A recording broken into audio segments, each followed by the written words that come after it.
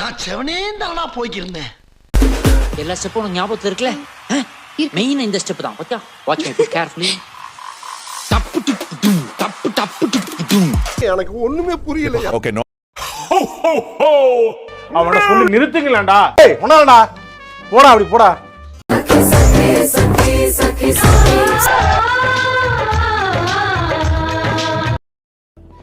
என்ன இது?